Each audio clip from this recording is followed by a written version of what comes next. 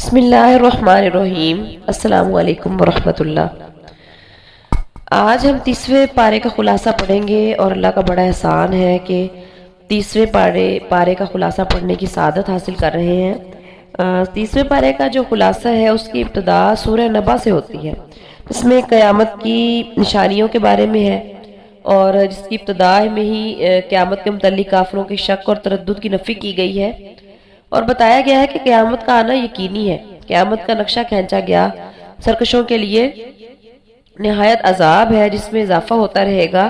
نیک لوگوں کے لیے اللہ تعالیٰ نے انعام اور اکرام رکھا ہے اور اس دن فرشتے میدان حشر میں صف باندھے کھڑے ہوں گے، بغیر اجازت کوئی بول نہ سکے گا اور کفار تمنا کریں گے کہ کاش وہ مٹی ہوتے۔ سورہ نازیات اس صورت میں بھی قیامت کا ذکر ہے اور کفار اور مشرکین کا کہنا ہے کہ کیا مرنے کے بعد پہلی حالت میں لوٹائے جائیں گے؟ اگر ایسا ہوا تو یہ بہت افسوسناک ہے، جبکہ قیامت کے دن ان کے دل دھڑک رہے ہوں گے۔ دہشت، ذلت اور ندامت کی وجہ سے ان کی نظریں جھکی ہوں گی۔ فرعون کا ذکر کر کے بتایا کہ وہ بھی قیامت کا منکر تھا اور اس کا انجام دیکھیں کیا انجام ہوا۔ اس کا انجام یاد رکھیں اور جس دن یہ قیامت کو دیکھیں گے تو ان کو ایسا معلوم ہوگا جیسے صرف ایک دن کا آخری حصہ یا اول حصہ وہ دنیا میں رہے۔ جیسا کہ اگر ہم اپنی پہلے والی زندگی کو دیکھتے ہیں تو ہمیں محسوس ہوتا ہے کہ پلک جھپکی ہے اور زندگی جو ہے وہ ہماری زندگی کے 30 سال، 35 سال، 40 سال گزر گئے ہیں۔ سورہ نازیات کے بعد سورۃ عبسہ کا ذکر ہے۔ سورۃ عبسہ کا جو شان نزول ہے اس میں یہ ہے کہ رحمت عالم صلی اللہ علیہ وسلم ایک موقع پر سرداران قریش کو دعوت اسلام دینے میں مصروف تھے۔ آپ صلی اللہ علیہ وسلم جو ہے ان کے سامنے ایک نابینا صحابی آئے، حضرت عبداللہ بن ام مکتوم۔ انہوں نے آپ کی توجہ اپنی طرف پھیرنی چاہی جسے آپ نے ناپسند فرمایا اور اس موقع پر اللہ تبارک تعالیٰ کی طرف سے سورۃ عبسہ نازل ہوئی جس میں نابینا صحابی کی دلجوئی اور توجہ دینے کا کہا گیا اور اس صورت میں بتایا گیا کہ قرآن نصیحت ہے، ناشکری نہیں کرنی چاہیے۔ ایمان والوں کے چہرے قیامت کے دن روشن ہنسنے والے ہوں گے جبکہ کفر کرنے والوں کے چہرے سیاہ ہوں گے۔ پھر سورۃ تکویر کا ذکر ہے۔ قیامت کا منظر کھینچا گیا ہے کہ کائنات کی کوئی بھی چیز محفوظ نہ ہوگی۔ سورج، ستارے، پہاڑ، سمندر، ریت کے گھروندے ثابت ہوں گے۔ پھر اللہ نے 4 قسمیں کھا کر قرآن کی حقانیت اور نبی اکرم صلی اللہ علیہ وسلم کی نبوت اور رسالت کو بیان فرمایا ہے اور بتایا ہے کہ قرآن شیطان مردود کا کلام نہیں بلکہ یہ اللہ کا کلام ہے جو تمام عالم کے لیے نصیحت ہے۔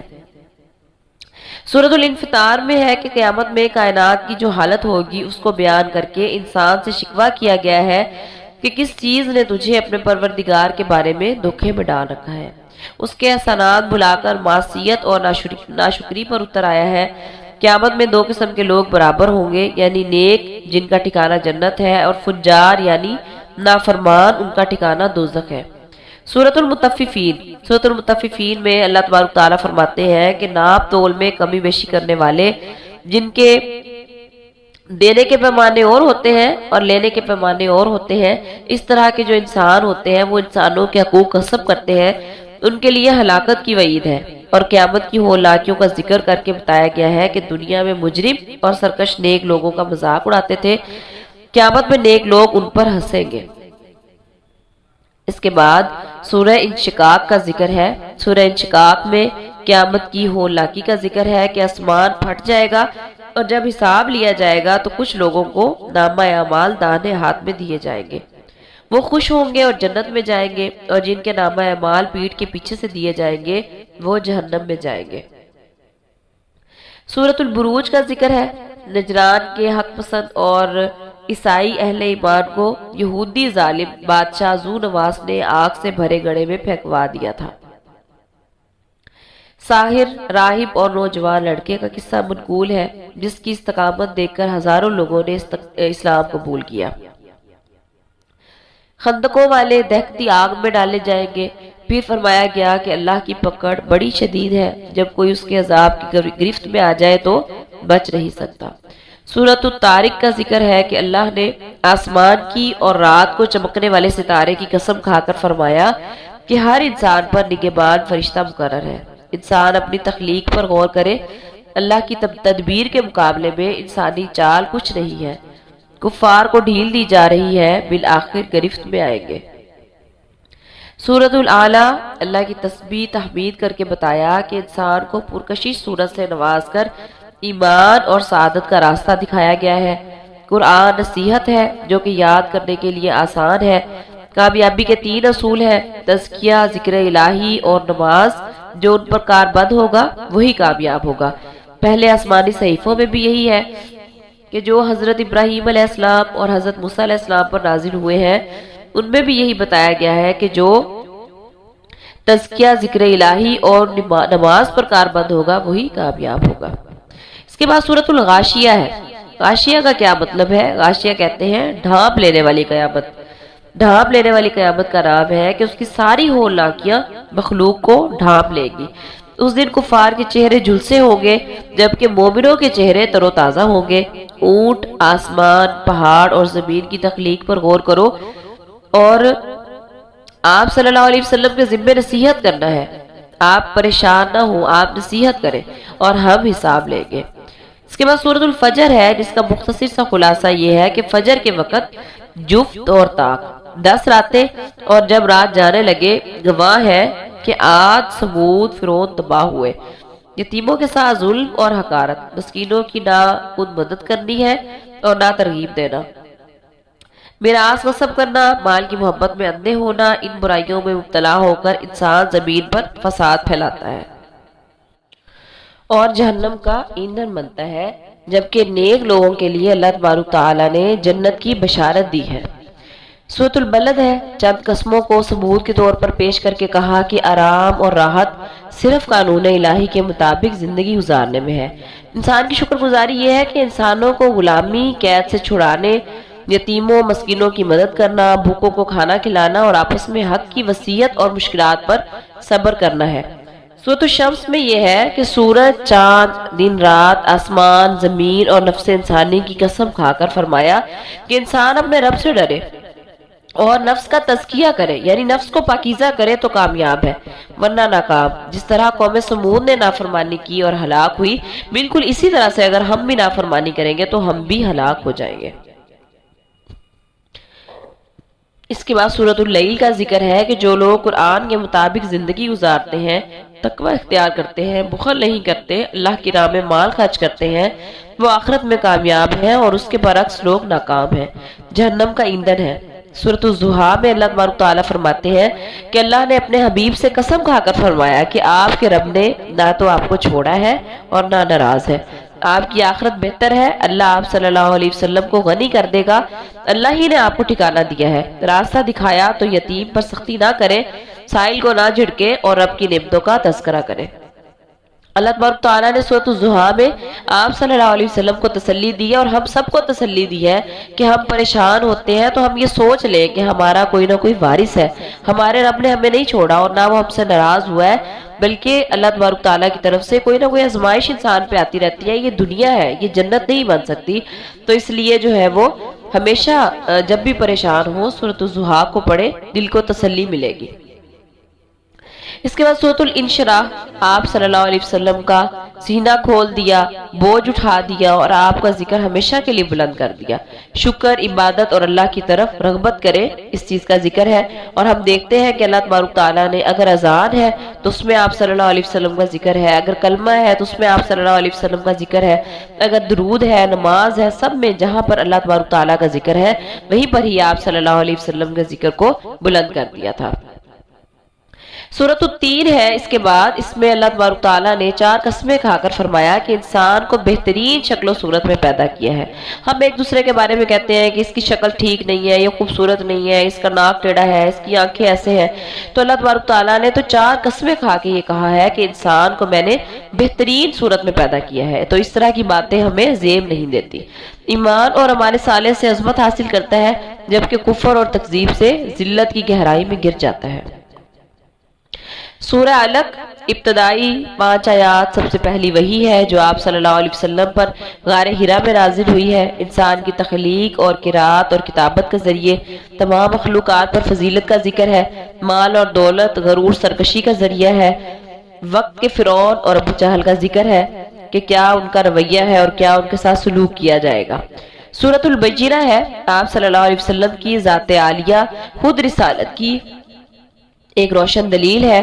کوئی عمل بغیر ایمان کے اور ایمان بغیر اخلاص کے معتبر نہیں۔ ہر نبی نے اپنی امت کو اس بنیاد پر دعوت دی کہ کفر اور شرک کرنے والے بدترین مخلوق ہیں، ہمیشہ جہنم میں رہیں گے، جبکہ ایمان اور اعمال صالحہ والے بہترین مخلوق ہیں، ان کو جنت کی ابدی نعمتیں اور رب کی رضا ہے۔ سورۃ الزلزال ہے، قیامت اور خوفناک زلزلے کا ذکر ہے۔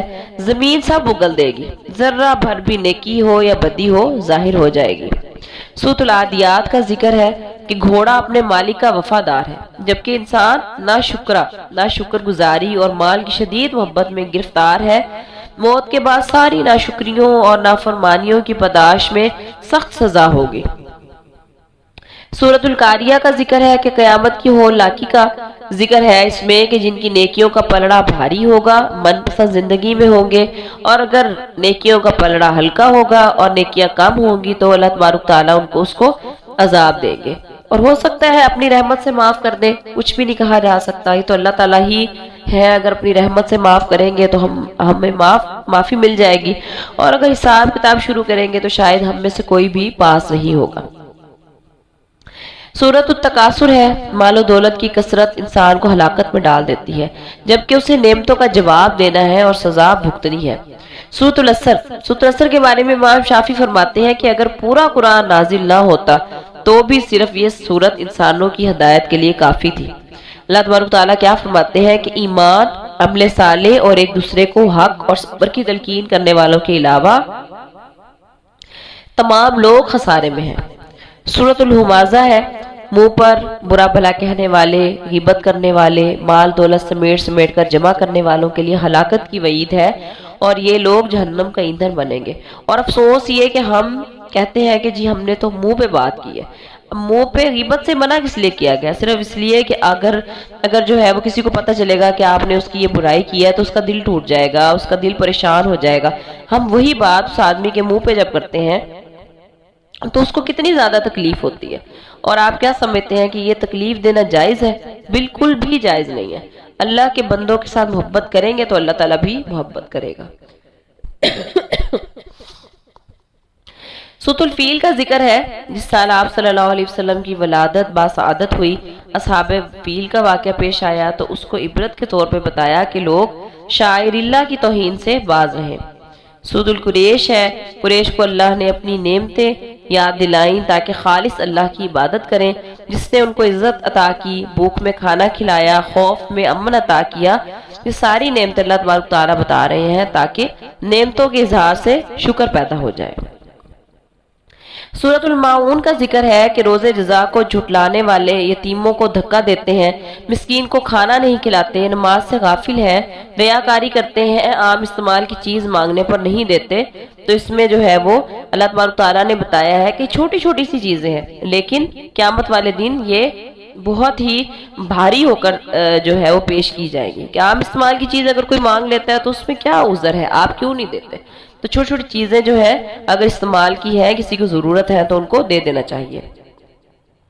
سورۃ الکافرون کا ذکر ہے، آپ اعلان فرما دیں کہ اللہ کے سوا کسی اور کی عبادت نہیں کر سکتے، ایمان اور کفر علیحدہ علیحدہ ہے، تمہارے لیے تمہارا دین، میرے لیے میرا دین۔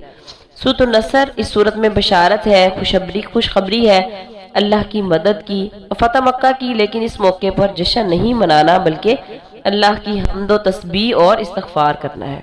اب ہمارے لیے یہ بھی ایک سبق ہے کہ ہم جو ہے وہ خوشی کے موقع پہ اس طرح سے شور شرابہ کرتے ہیں کہ ہم اللہ کی دی ہوئی نعمت کا شکر ادا نہیں کرتے، تسبیح نہیں پڑھتے، بلکہ اس کو اس طرح سے خوشی کو جو ہے وہ سیلیبریٹ کر رہے ہوتے ہیں کہ اس میں اللہ تعالیٰ کی نافرمانی کا عنصر جو ہے وہ بہت زیادہ آنے لگتا ہے۔ سورہ لہب ہے، سورہ لہب میں ابو لہب اور اس کی بیوی کو اسلام دشمنی کی وجہ سے ہلاک ہونے اور جہنم میں جانے کی وعید سنائی گئی ہے۔ سورۃ اخلاص توحید کا سبق ہے، بہترین سبق دیا گیا ہے کہ اللہ ایک ہی ہے، وہ ہے ہی بے نیاز، اولاد اور ماں باپ ہونے اور شریکوں سے پاک ہے، اس کا کوئی ہمسر نہیں ہے۔ سورہ فلق ہر قسم کی برائی سے اللہ کی پناہ میں آنا چاہیے، خصوصاً مخلوق کے شر سے، اندھیرے کے شر سے، پھونکے مارنے والیوں کے شر سے اور حاسد کے شر سے جب وہ حسد کرے۔ سورہ ناس قرآن پاک کی آخری صورت ہے کہ لوگوں کے پالن ہار، لوگوں کے بادشاہ اور لوگوں کے معبود کی پناہ میں آیا جائے، وسوسہ ڈالنے والے کے شر سے، چاہے وہ انسانوں میں سے ہو یا جنات میں سے ہو۔ اللہ تبارک تعالیٰ سے دعا ہے کہ اللہ تعالیٰ ہمیں قرآن کو پڑھنے، سمجھنے اور اس پر عمل کرنے کی توفیق دے۔ ہم لوگوں نے 30 پارے کو مکمل کر لیے ہیں اور اللہ تعالیٰ سے دعا ہے کہ اس میں جو بھی زیر زبر کی غلطی ہے اس کو معاف فرما کے، اپنی شان کے مطابق بنا کے اس کو قبول بھی فرمائے، اور ہمیں جو ہے وہ قرآن پر عمل کرنے والا بنائے۔ ہمیں بھی، ہماری 7 نسلوں کو بھی، ہماری 7 نسلوں کو بھی قرآن پاک پر چلنے والا بنائے۔ وآخر الدعوانا ان الحمد للہ رب العالمین۔ بسم اللہ الرحمن